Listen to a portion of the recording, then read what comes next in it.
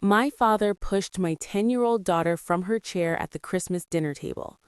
That place is reserved for my real granddaughter. Get out. She tumbled to the floor before 14 family members. Not one person stirred. I didn't shout. I didn't weep. I spoke just 4 words. My mother's wine glass slipped and shattered. My father's face drained of color. 3 days afterward, a certified letter arrived. His hands trembled uncontrollably as he opened it.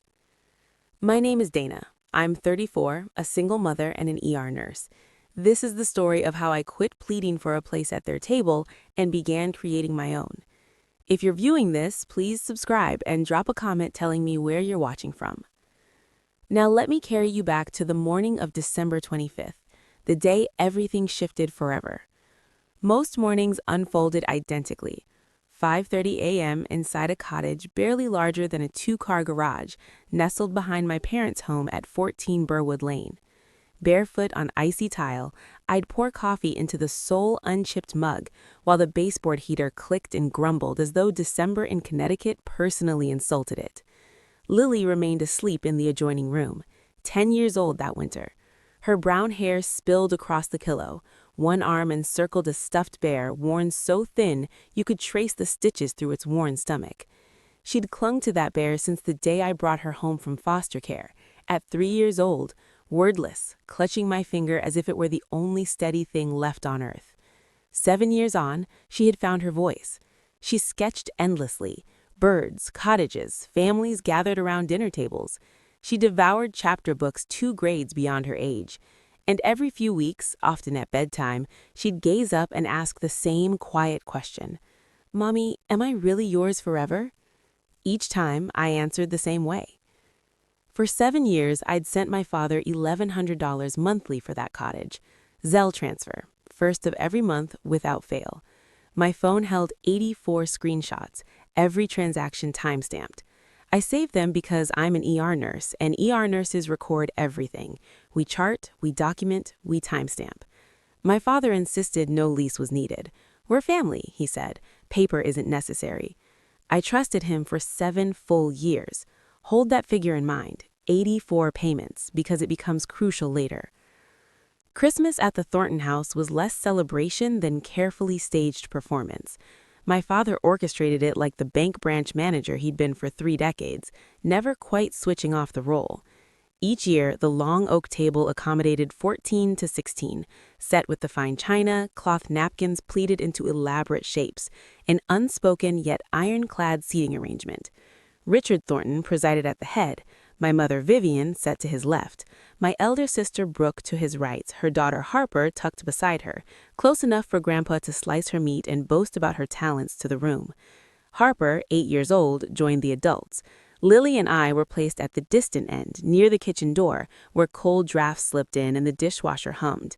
Every single year. If you're wondering whether the arrangement happened by chance, it never did. Nothing my father arranged ever did. 2 days prior, my mother phoned, not to inquire about Lily's wished-for gift, not to see if last year's dress still fit. She called to caution, "Don't let Lily wear anything too bright. Brooke just got Harper a new dress, and you know how Harper sulks when she isn't the star." I clenched my teeth and replied, "Of course, Mom." That evening, I chose a plain red sweater for Lily. She studied her reflection in the bathroom mirror, smoothed the fabric with both hands, and asked softly, "Mommy, can I sit beside Harper at the big table this year?" I promised I'd try. I should have recognized the truth then. The seating plan wasn't about furniture, it was about who mattered. And in my father's home, my daughter had never mattered. Christmas Day, 4:17 p.m. The sky turned the shade of damp concrete. A light snow drifted down, the sort that refuses to settle yet turns the world into a delicate enclosed snow globe. Lily clutched a rolled sheet of paper in both hands, carrying it forward like a candle in a solemn procession. She'd labored over it for 2 weeks, a painting on heavy watercolor paper called Our Family Christmas. Every relative rendered in vivid gouache: Grandpa, Grandma, Aunt Brooke, Harper, even Great-Grandma June in her wheelchair. All smiling, all sitting together at one table. She hoped to present it to my father before the meal began. He greeted us at the front door. The pine wreath released a crisp scent. Porch light gilded the falling snow. My father glanced at Lily, then looked straight past her, the way one overlooks a familiar object grown invisible. A brief nod, no embrace, no "Merry Christmas, Lily." Moments later, Harper dashed up behind him, and his entire demeanor transformed. He dropped to a crouch, arms open wide. "There's my princess. Look at that beautiful dress." He held her tightly. I counted 10 full seconds.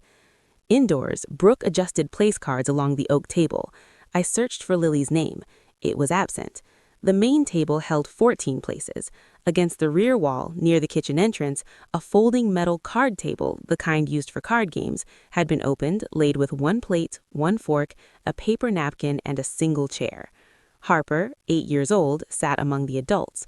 Lily, 10, was assigned solitude at that small table behind the kitchen door. In the hallway, I leaned close to my mother. "Mom, Lily can join the main table, can't she? She's 10. Vivian kept her eyes averted. "Don't turn this into an issue, Dana." Dinner was midway through when the moment arrived. I'd been observing Lily through the kitchen doorway, alone at her small table, eating in silence, her rolled painting resting beside her untouched plate because the perfect instant to offer it hadn't come. She kept stealing glances toward the main table, where Harper giggled as my father carved extra ham for her plate and recounted tales of her ballet performance. Then Lily arose. She gathered her painting, walked steadily to the main table, and slipped into the one vacant seat, the place intended for my cousin Jeff, who had arrived. It stood right beside me. She settled into the chair, unrolled her painting across the tablecloth, and offered a small smile. "I made this for everyone," she said softly.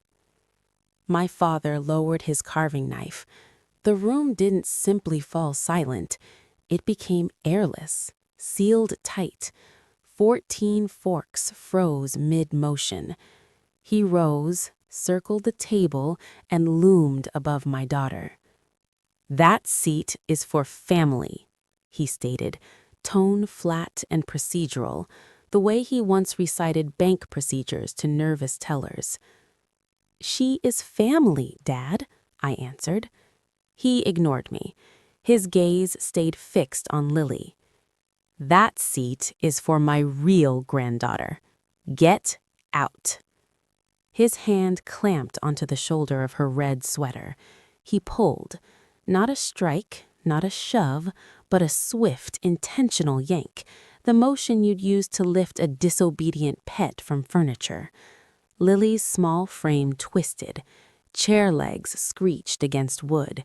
She tumbled sideways and struck the hardwood floor with a dull thud that still echoes inside me. The painting fluttered down face first beside her. 5 seconds of absolute stillness. I counted them the same way I count the interval between impact and cardiac arrest in the trauma bay. 5 deliberate seconds. 14 adults in the room. Not one rose. Vivian stared at her plate. Brooke sliced another piece of ham. Lily didn't cry out. She looked up at me from the floor, eyes enormous, and breathed a single word. "Mommy." I don't recall standing. I only remember already being on my feet, the napkin sliding from my lap, the scrape of my chair, the forward motion. I didn't yell. I didn't lunge. 7 years in the ER teach you composure when chaos erupts. Hands steady, voice low, action precise. I knelt, slipped my arms beneath her, and lifted. She trembled. Quick, shallow shivers, the kind a child makes when shock registers in the body before the mind catches up. I cradled her against me, one palm cupping the back of her head. Then I met my father's eyes. He remained standing, hand still suspended halfway, fingers parted as though the fabric of her sweater lingered in his grasp. I spoke 4 words. "We are done here." Behind me came a sharp crack, glass meeting wood. My mother's wine glass had fallen from her fingers. Crimson spread across the white cloth like spilled ink. My father's face paled to match the snow beyond the windows. I retrieved Lily's painting from the floor, collected our coats from the hallway closet, and walked out the front door. No one followed. The snow had thickened. Flakes clung to Lily's lashes. She pressed her face into my neck and whispered, "Are we going home?" "We're going to our home," I told her. In the car, engine running, heater roaring, I lifted the back of her sweater. A red welt, already bruising, striped her lower back where she'd caught the chair leg on the way down. I took 3 clear photos. Timestamp, December 25th, 7:42 p.m. Then I sat in our cottage driveway for 10 full minutes, engine idling, snow gathering on the glass, and made 3 decisions that would alter the course of everything. By 9 p.m., my phone had turned into a barrage aimed squarely at me. 11 missed calls, 23 text messages. I read each one and captured screenshots of every single message, because when the revisionism begins, you preserve evidence before anyone insists the event never occurred. My mother: "You ruined Christmas. Your father barely touched her. She's exaggerating, and so are you." Brooke: "Lily slipped off the chair on her own. I watched the whole thing. Stop turning it into drama." Aunt Linda: "Richard didn't mean it that way. He's under tremendous stress. Come back tomorrow and apologize. Be the bigger person." 23 messages. 0 asked whether Lily was all right. I placed the phone face down on the kitchen counter and drew Lily a bath. I perched on the closed toilet seat, reading her 2 chapters as steam rose and lavender soap scented the air. She stayed quiet, not the frightened silence from the floor, but a thoughtful one. At bedtime, she gazed up from her pillow and asked, "Is Grandpa mad because I'm not really his?" I smoothed hair from her forehead. "You are really mine. That's what counts." She drifted off, clutching her threadbare bear in both arms. I moved to the kitchen table, opened my laptop, and started a Google Doc. Title: Incident Log, Thornton Family. I worked until 1 a.m., recording every remembered slight from the past 7 years. Dates, exact words, witnesses present, remarks directed at Lily, comments made about her when she was out of earshot. 7 years of incidents, sorted chronologically. I answered none of the messages that night. The screenshots were sufficient. December 26th, 8:14 a.m. Lily still slept when the pounding began. Not a courteous knock, but the flat of a palm slamming the cottage door hard enough to shake the chain. I knew who stood there before I checked the peephole. My father waited on the step in his wool overcoat, breath fogging the frigid air. No dish of food, no remorseful expression. I cracked the door 6 inches and positioned my body to block the hallway leading to Lily's room. He skipped greetings. "You humiliated me in front of my family." His voice carried the same controlled edge he once used on tellers who shorted a drawer, clipped, authoritative, with an undercurrent of fury. "That girl needs to learn her place, and so do you." "Her name is Lily," I said. "She's your granddaughter, and you shoved a child." "She isn't even blood, Dana. She doesn't—" "This conversation is finished. Do not return to this door until you're prepared to apologize to Lily." I shut the door. Deadbolt. Chain. He pounded again, harder. Then his voice filtered through the wood, muffled yet unmistakable, the way urgent pages sound through hospital corridors at 3 a.m. "This is my property. I can come here whenever I want to my own property." I drew my phone, opened voice memos, and held it 6 inches from the door. He continued for 47 seconds. My property, my house, not even blood, ungrateful. I stood motionless, phone steady, counting beats like I count chest compressions in a code. Timestamp, December 26th, 10:14 a.m. He had called it his property. I had the recording. And in the quiet that followed, a question I'd never permitted myself to ask began to take shape. Whose property was it truly? Christmas was not the beginning. It was merely the first time he laid hands on her. The cruelty had always simmered beneath the surface. It simply wore a softer mask, one you could convince yourself to overlook if you squinted long enough and stayed quiet. Lily's 5th birthday came and went unmarked by my father, not overlooked in the absent-minded way of someone swamped with obligations, overlooked in the deliberate way of something that never made it onto his mental list. 6 months later, Harper turned 5. He rented a bounce house, hired a snow cone machine, and uploaded 11 photos to Facebook with the caption, "My little princess turns 5." Brooke received $3,000 annually from our grandmother's education trust, money Grandma June established for every great-grandchild. I had assumed Lily was included. I never verified it.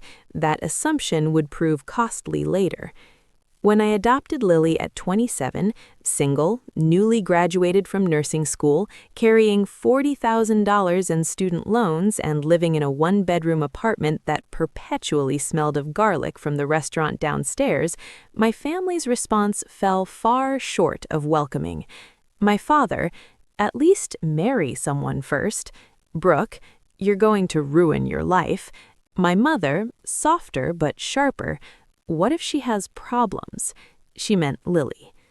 The year Lily turned 6 at Thanksgiving, right between passing the cranberry sauce and the green beans, my mother remarked in front of her, "Well, she doesn't look like us, does she?"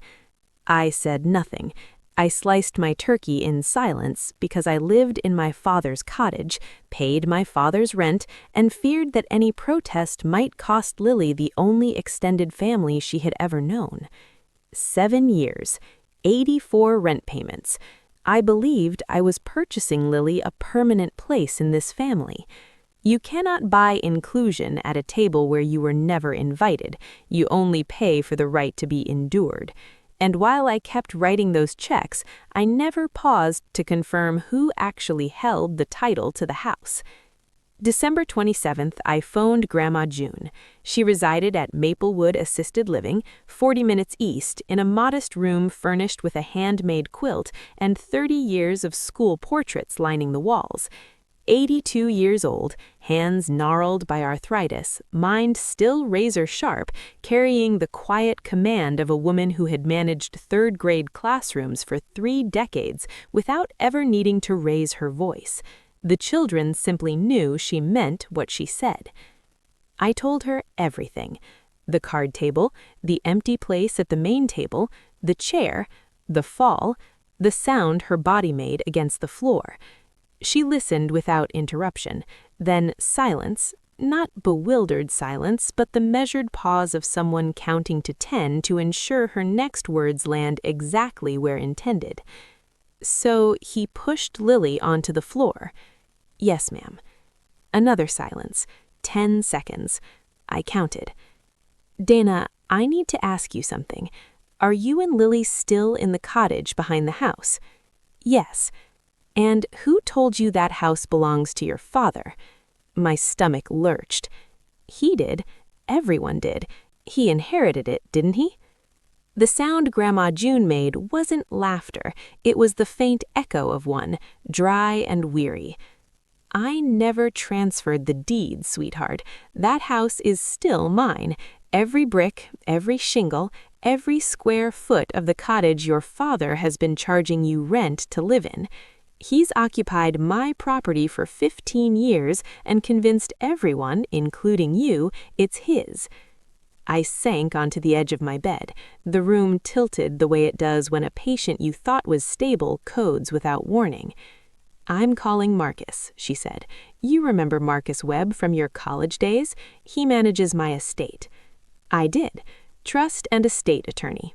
Reserved, meticulous, the sort who annotates footnotes and never misses a comma. "Grandma, what are you—" Nobody puts hands on my great-grandbaby and continues living in my house. Nobody, she repeated, and ended the call. The question that had been taking shape since my father's voice carried through the cottage door, "This is my property," now had its answer. Marcus Webb rang the next morning at 8:15. No preamble, no niceties. Attorneys who serve determined 82-year-olds don't indulge in chit-chat. "I pulled the county land records last night. 14 Burwood Lane. The deed remains in the name of June A. Whitmore. No transfer, no quitclaim, no life estate, nothing. Your father holds zero legal title to that property." I stared at the water stain above the kitchen sink, a comma-shaped mark I'd intended to paint over for 3 years. "He's been a tenant of sufferance, an occupant without a lease, and because he represented the cottage as his own and collected rent from you, we have a clear case of unjust enrichment. 7 years at $1,100 a month. That totals $102,400. I set my coffee mug down. My hand trembled too much to hold it steady. $102,400. I recalculated it in my head differently. 7 years of overnight shifts, holidays worked so Lily could have birthday gifts, Thanksgivings spent on doubles because rent was due the 1st, and my account hovered at $800. All of it handed to a man who owned none of the walls I slept under. 10 minutes later, Marcus emailed the scanned deed. I opened it on my phone. There it was, recorded at the county clerk's office in crisp black ink. June A. Whitmore. Permanent. Undeniable. I saved copies in 3 separate locations. I'm an ER nurse, we document everything, and I was only beginning. The deed was the first fracture. The trust became the chasm. Marcus called again that afternoon. He had obtained the bank statements for Grandma June's Education Trust, a revocable trust established in 2016 with $120,000, created for the educational benefit of all her great-grandchildren. She had appointed my father trustee because, in her words, he was good with money. I heard pages turning on his end. Original principal $120,000. Current balance, $11,340. I pulled the phone from my ear and stared at it the way you stare at a monitor spitting out impossible vitals. Where did the rest go? 14 withdrawals between 2019 and 2024, each coded as educational expenses. Recipient, Harper Torton Hayes. He paused. "Dana, Harper attends public school. There is no tuition. $18,660 withdrawn in Brooke's daughter's name for an education that cost nothing." I thought of Brooke's kitchen remodel 2 years earlier, the Cancun vacation, the designer handbags that appeared in her Instagram stories captioned, "Treat yourself," and "Because I deserve it." "And Lily?" I asked. "There isn't a single withdrawal in her name." Another pause. This one stretched longer, heavier. "In fact, Lily isn't listed as a beneficiary at all. The trust document reads, 'All great-grandchildren.' Your father, as trustee, had the administrative responsibility to add her. He chose not to." $18,660 diverted, and my daughter's name appeared nowhere in the records, not because she was ineligible, but because my father had deliberately excluded her. I closed my eyes and drew a slow breath. For the first time since Christmas, the heat of anger gave way to something colder, clearer, more precise. Marcus arranged a 3-way call that evening, me, him, and Grandma June. I sat at the kitchen table, laptop open, Lily's bedroom door shut. Down the hall, her audiobook played softly, a chapter book about a girl who befriends a dragon, the sort of tale where everything eventually turns out right. Marcus reviewed the facts methodically, the way he always did, calm, clinical, like dictating a lab report. The deed, the rent payments, the trust, the 14 withdrawals, the absent beneficiary. When he finished, Grandma June fell silent. I watched the microwave clock. 15 seconds. I counted, same as always. In the ER, you learn silence means one of two things: a patient crashing or a patient gathering strength to fight. Then she spoke, her voice so steady it could have etched frost on glass. Marcus, I need 3 things completed before New Year's. First, freeze the trust immediately. No further withdrawals by anyone. Second, demand a complete accounting from Richard. Every dollar, every receipt. He has 30 days. Third, prepare an amendment. Effective immediately, the sole beneficiary of the education trust is Lily Marie Thornton. Yes, ma'am, Marcus replied. And the house? Her tone didn't waver. It honed itself sharper. They've occupied my property for 15 years without paying me a cent, while he charged my granddaughter rent. Issue them a proper 30-day notice to vacate. Certified mail. I started to speak. Grandma, are you sure? Mom will... Your mother watched a grown man shove a child to the floor, Dana, and then she picked up her fork. I'm sure. The line clicked dead. Clean, final. The same decisive sound she used closing her classroom door after the last student left. The trust was locked. The clock was running, and I hadn't raised my voice once. December 29th, 4 a.m. Lily slept. The cottage was still. The kitchen table had become my command center. I'm a triage nurse. When trauma rolls through the doors, you don't panic. You prioritize. You identify what's hemorrhaging, what's fractured, what can wait, what cannot. Then you address each item methodically until the board is clear.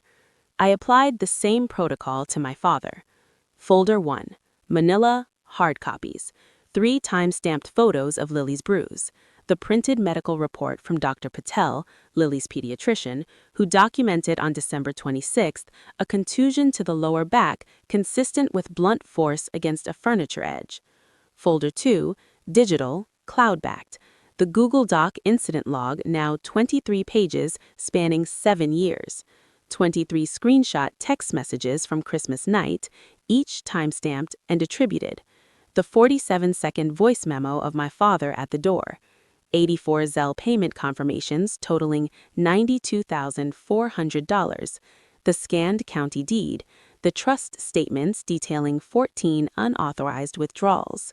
7 categories, 7 years of accumulated silence now cataloged as evidence. At 9 a.m., I called Dr. Amara Singh's office, a pediatric counselor in Glastonbury, specializing in children navigating family upheaval. First available, January 2nd. By noon, Marcus emailed 3 drafts: the 30-day notice to vacate, the demand for trust accounting, the amendment designating Lily sole beneficiary, ready for Grandma June's notarized signature. I printed them, collated them, clipped them neatly. Then I leaned back in the chair and registered a sensation I'd never permitted in that cottage before. I was no longer asking permission. No longer measuring words against the price of rent, no longer calibrating my volume to protect someone's ego. For the first time in 7 years, I was simply acting. It felt like drawing air after too long underwater. December 29th, the call I should have placed 5 days ago, or truthfully, years ago. But that's another reckoning for another time.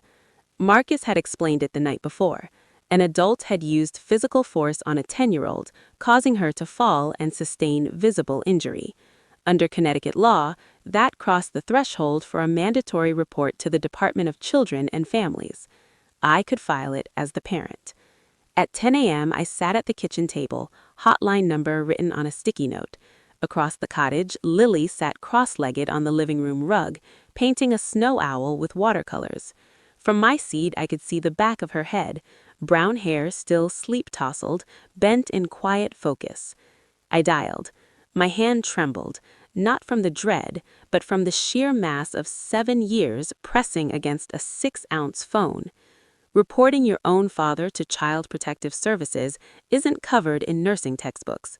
No one prepares you for it anywhere. The intake worker listened patiently. I provided dates, descriptions, Dr. Patel's reference number report. I detailed the bruise, the chair, and the 14 adults who remained seated. That afternoon, I emailed a written follow-up statement with the photos attached. Case opened. Confirmation number noted. Investigation window 30 to 45 days. A caseworker would contact Richard Thornton for an interview. I set the phone down and looked across at Lily. She held her paintbrush to the light, studying the color. She didn't know I'd made the call. She didn't need to. That was my role. To make the hard calls she couldn't, so she could keep painting snow owls in the warmth and safety of our home. If you've ever gripped a phone knowing you should have dialed years ago, you know exactly what that moment extracted from you. And this story is nowhere near finished. What came next is the part I still struggle to believe myself. If you're still with me, please subscribe and leave a comment. What would you have done that Christmas night? Let's keep moving forward. New Year's Eve.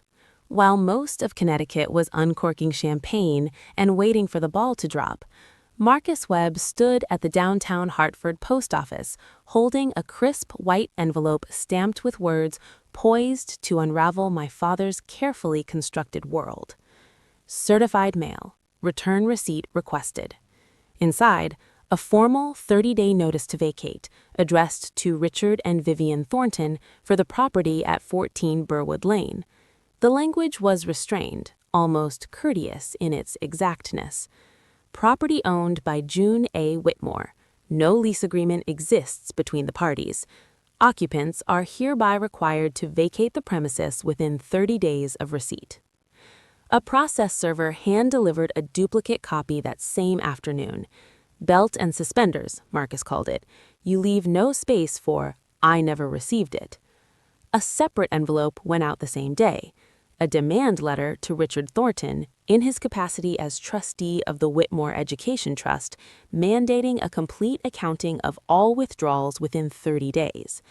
The wording was polite, the way a scalpel is polite. Technically courteous, surgically devastating. At 3 p.m., Marcus drove to Maplewood Assisted Living. Grandma June signed the trust amendment at the small table in her room, witnessed by Marcus and notarized by a mobile notary. Sole beneficiary, effective immediately, Lily Marie Thornton. I spent New Year's Eve on the couch with Lily. We shared a bowl of popcorn and watched the televised countdown. She drifted off with her head in my lap at 11:40, 20 minutes shy of midnight.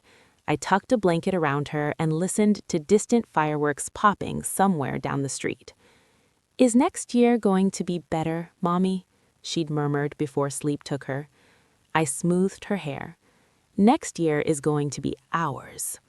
Somewhere across town, a certified letter waited in my father's mailbox, ticking like a quiet timer. January 2nd. Marcus texted at 10:09 a.m. Return receipt signed. 10:07 a.m.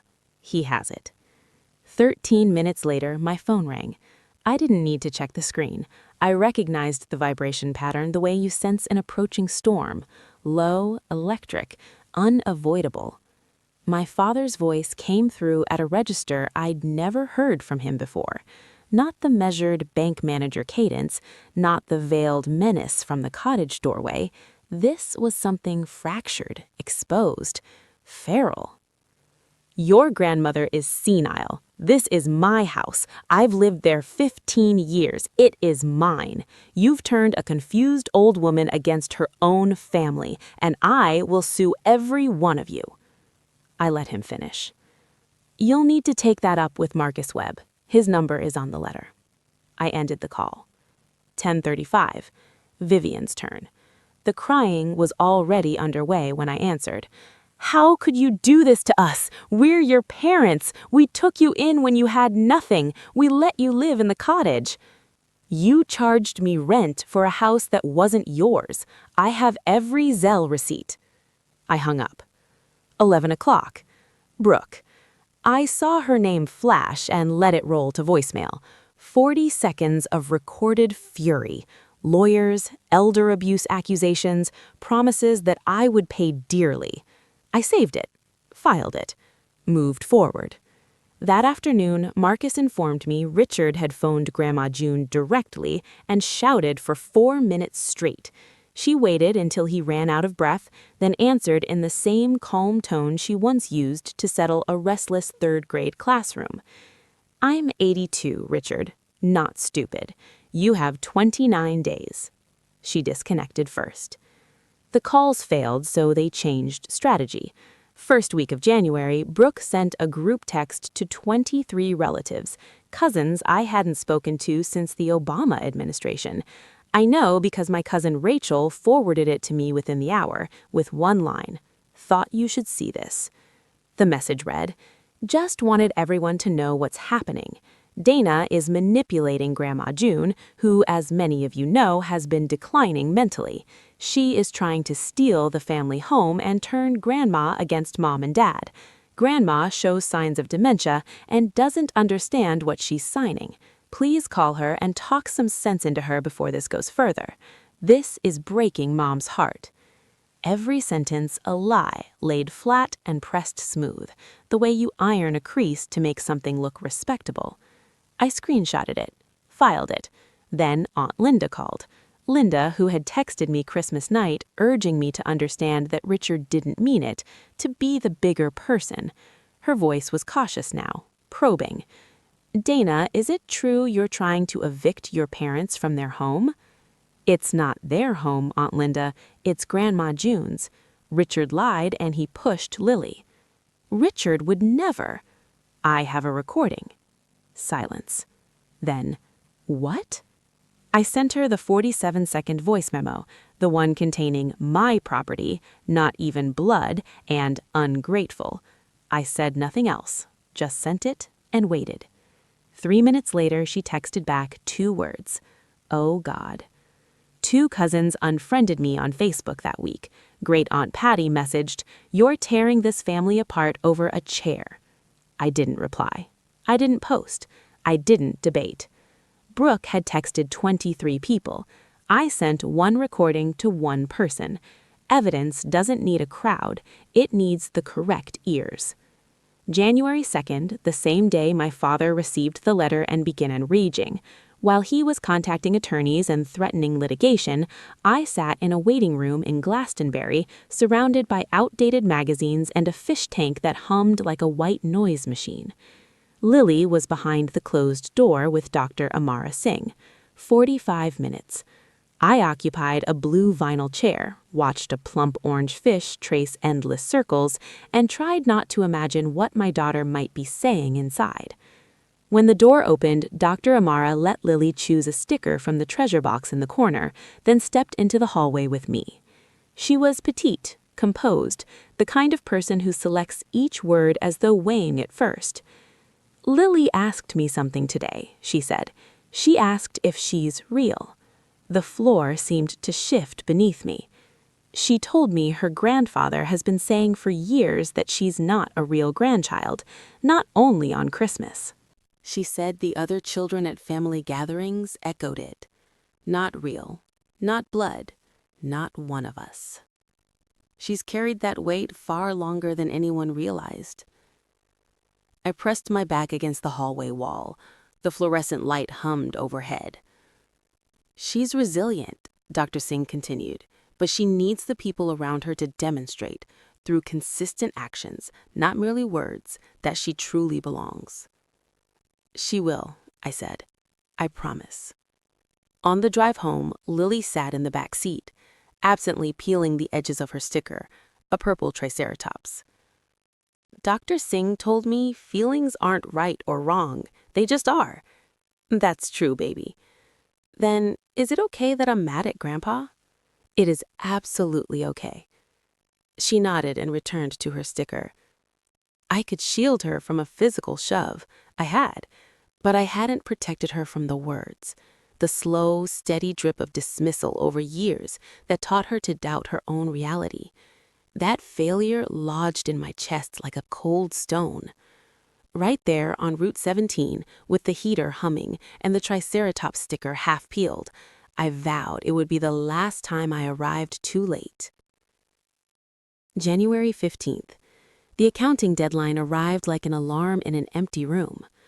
Marcus called at 4 p.m. His tone carried the calm flatness of someone who had anticipated precisely this outcome. No response from your father. No accounting, no receipts, no word from any attorney, if he's even retained one. The 30-day window for the trust accounting has expired. I stood in the hospital break room, still in scrubs, chewing a granola bar that tasted like compressed cardboard. Through the window, the parking lot lay under a thin crust of old snow, dull and scarred. What happens now? Under Connecticut statute, a trustee who refuses a proper demand for accounting from the settlor or a beneficiary can be removed by the probate court. I'm filing a petition tomorrow to remove Richard as trustee of the Whitmore Education Trust and requesting a court-ordered audit of every disbursement. I let the words settle. A court-ordered audit. Every withdrawal, every fabricated educational expense, every dollar funneled toward Cancun trips, granite countertops, and designer purses, dragged into daylight under oath. One more thing, Marcus added. Brooke has retained counsel. He called me this morning, off the record, truly off the record, and said her position is extremely weak. He's advised her to settle. I almost smiled. Almost. And the house? The 30-day notice was served December 31st. They have until January 30th to vacate. If they don't, we proceed with eviction proceedings. But Dana, I doubt it will reach that point. Your father is not the sort of man who can tolerate an eviction appearing on public record. His pride won't permit it. I glanced at the break room calendar. Someone had sketched a smiley face on the 30th. 15 days.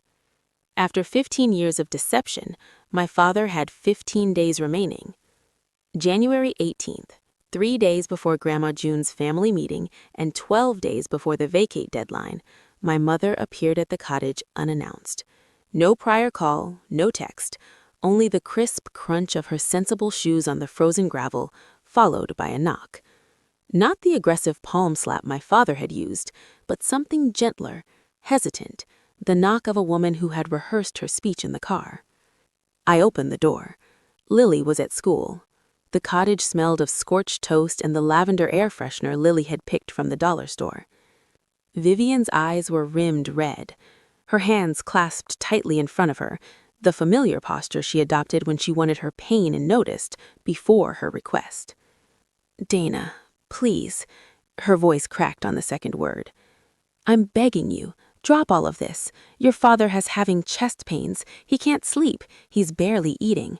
I'll speak to him about Lily. I promise I will. Just stop the letters. Stop the lawyers. We can resolve this as a family. There it was again. The word family, weighted and weaponized, the way it always had been.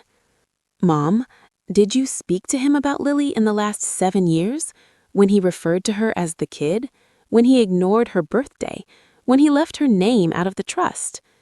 He's not bad man, he pushed my daughter on the floor. You watched, then you picked up your fork. She recoiled. The tears flowed faster.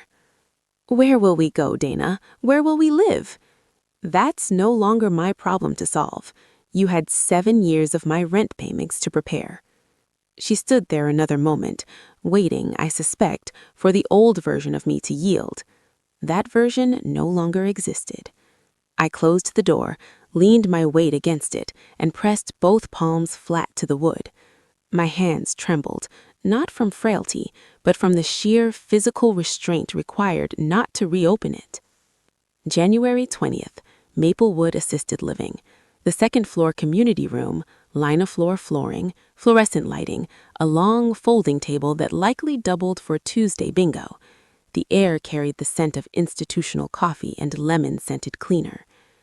Grandma June had made the calls herself, each one brief, each one identical. I need you at Maplewood at Saturday at 2 p.m. This is not optional. When I entered, Marcus was already present.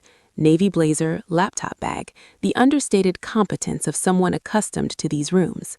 He was connecting his laptop to the wall-mounted television that usually displayed weather updates and meal menus. I took a seat 3 chairs from the end and placed my hands on the table. I hadn't brought the manila folder. I didn't need to. This was not my meeting. They arrived singly. Aunt Linda, lips compressed, clutching her purse strap.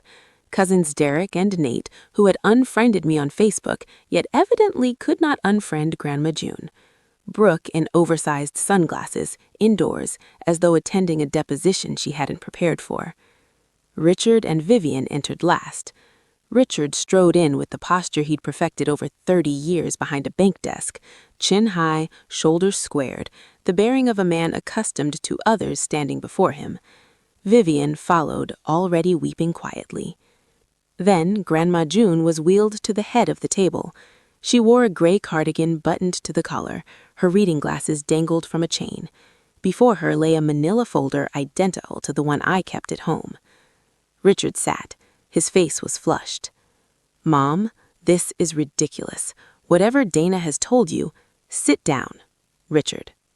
Her voice sliced the room like a ruler snapped at a desk. "I have a few things to show everyone." Marcus opened his laptop.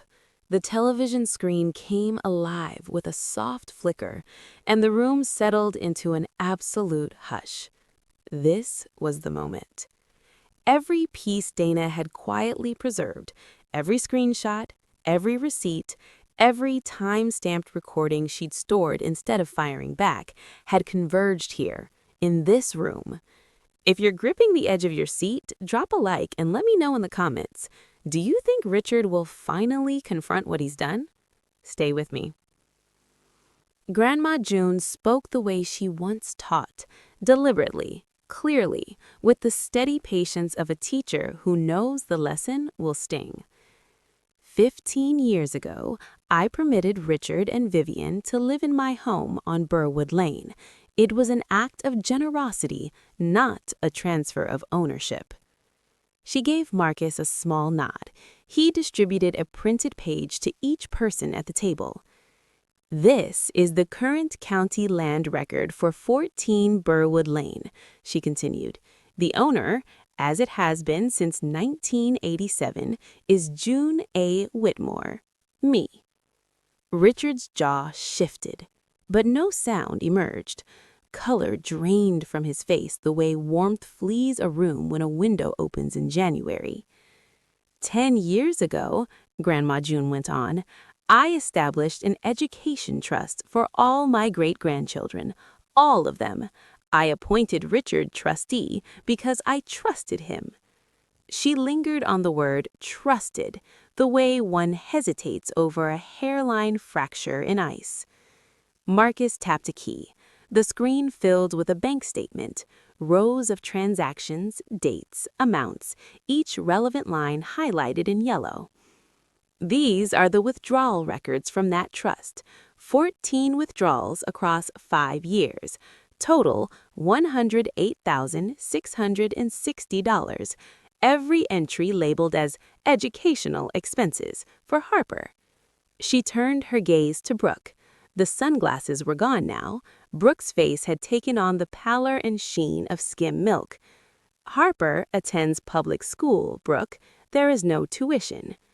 The room drew a collective breath.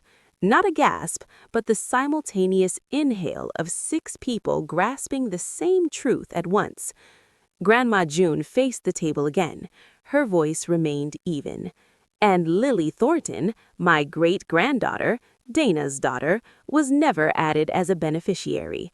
Not because she was ineligible, because Richard, as trustee, decided she was not family." She allowed the word family to hang there, heavy and pointed, like a nail driven straight through the center of the table.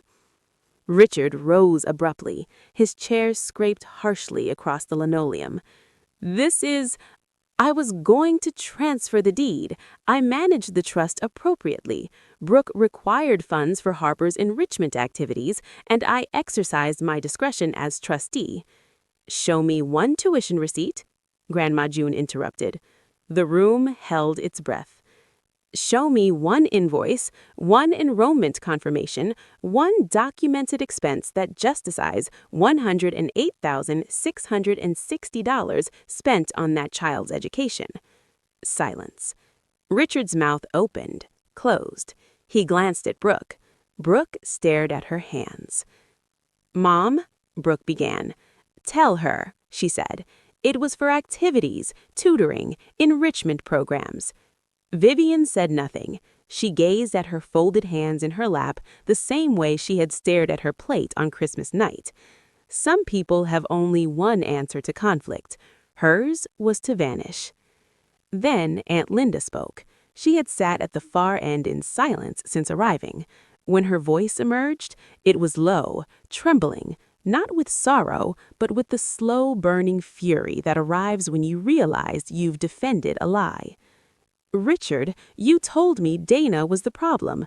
You told all of us. You said she was bitter, dramatic, turning Grandma against the family." She lifted the bank statement. "This isn't bitter. This is theft." Derek and Nate stood, without a word, and left. The door closed behind them with a soft, final click. They didn't need to slam it. Marcus spoke next, his tone even and formal, the cadence of a court document. "For the record, Mrs. Whitmore has amended the Education Trust. The sole beneficiary is now Lily Marie Thornton. Mrs. Whitmore has also served a 30-day notice to vacate the property at Burwood Lane. A petition to remove Richard Thornton as trustee has been filed with the probate court." Richard lowered himself back into the chair, movement slow, as though his legs had forgotten their purpose.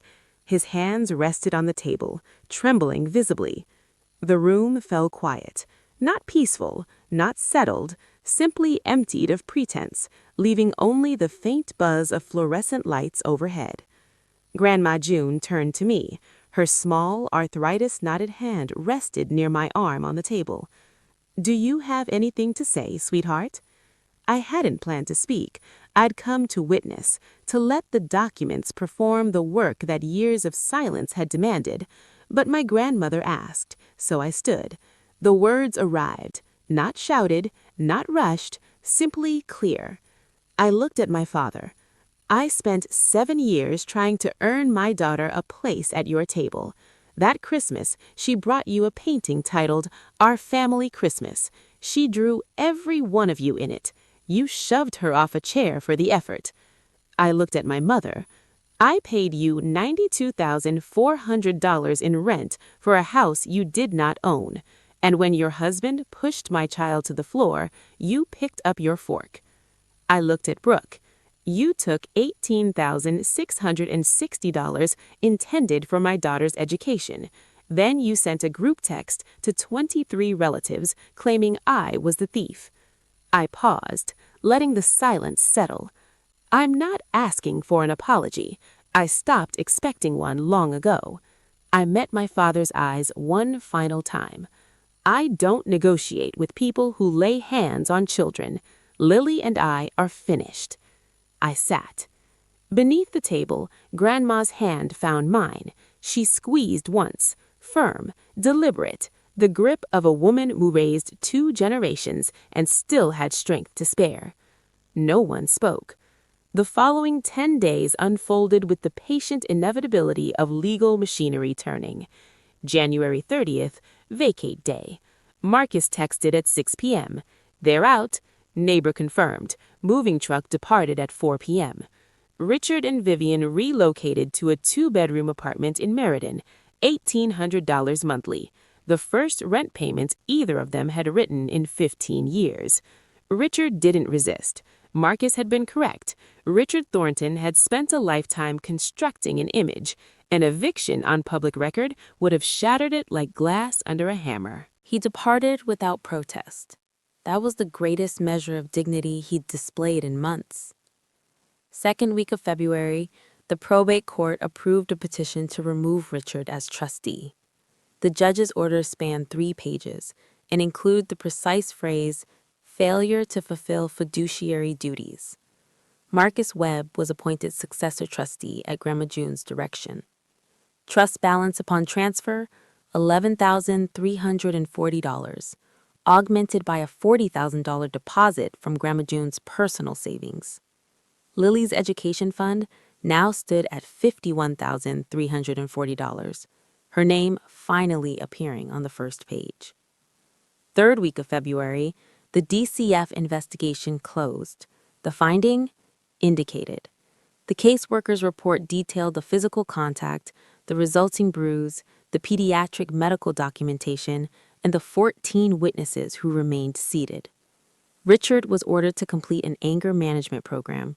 Non-compliance could trigger a restricted contact order. Marcus issued my father a final demand: repayment of $14,200, 12 months of rent, the maximum recoverable under the settlement Grandma June accepted to conclude matters cleanly. Richard had 60 days. The cashier's check arrived in 43. $14,200. It could never restore what those years had taken, but it would secure 6 months of rent in a savings account bearing Lily's name. Brooke resisted longer than my father, yet evidence has no patience for defiance. First week of March, Marcus, as successor trustee, sent Brooke Thornton Hayes a formal demand: repayments of $108,660 in unauthorized trust withdrawals. The letter presented two paths. Option 1, full repayment on a mutually agreed schedule. Option 2, civil litigation filed by the trust for breach of fiduciary duty, naming Richard co-defendant for authorizing the disbursements, and potentially including a fraud referral for mischaracterizing personal expenses as educational costs. Brooke's attorney contacted Marcus within 48 hours. Settlement reached mid-March. $60,000, payable at $2,500 monthly over 24 months. It fell short of the full sum, but Grandma June approved. "I want the money returned for Lily," she told Marcus. "I don't want a war. Wars are costly, and they damage the very things you're fighting to protect." Every installment would flow directly into Lily's education trust. Through Aunt Linda, who had quietly ceased responding to Brooke's messages, I learned Brooke sold her Lexus and bought a used Honda. The summer trip to Turks and Caicos was canceled. Kevin, Brooke's husband, apparently discovered the extent of the withdrawals only when the demand letter arrived. Aunt Linda described his reaction with one word: blindsided. I felt no surge of triumph, I'll be honest. There was no cinematic rush, no villain's downfall thrill. I felt weary. I felt clear. And I felt something akin to relief, the sensation of a bone finally set straight after weeks of bearing weight on it crooked. I told Marcus what I had already told myself. I don't wish Brooke to suffer. I want Lily to receive what was always hers. March 14th. Marcus sent the email on my behalf. One concise paragraph addressed to Richard, Vivian, and Brooke. Clinical as a surgical note. I am requesting no direct contact with me or my daughter Lily until further notice. Any necessary communication must be directed to my attorney, Marcus Webb, at the address and number below. No explanation followed, no catalog of grievances, no softening phrases like "perhaps someday" or "when we're ready." I drew the line and stood behind it. Richard replied by mail. Not through Marcus, not electronically, but in a handwritten note slipped into the cottage mailbox. I recognized the sharp slant from the birthday cards he occasionally remembered to send. 4 lines. "You destroyed this family. I hope you're proud of yourself. Your mother cries every night. This isn't over." I read it once, folded it, filed it in the manila folder, and did not answer. In April, Vivian mailed Lily a birthday card, pink envelope. Inside, 3 words in her familiar looping cursive: "Love, Grandma V." No reference to Christmas, no mention of the floor, no acknowledgement of anything that demanded reckoning. I held the card a long time, perched on the edge of my bed after Lily slept.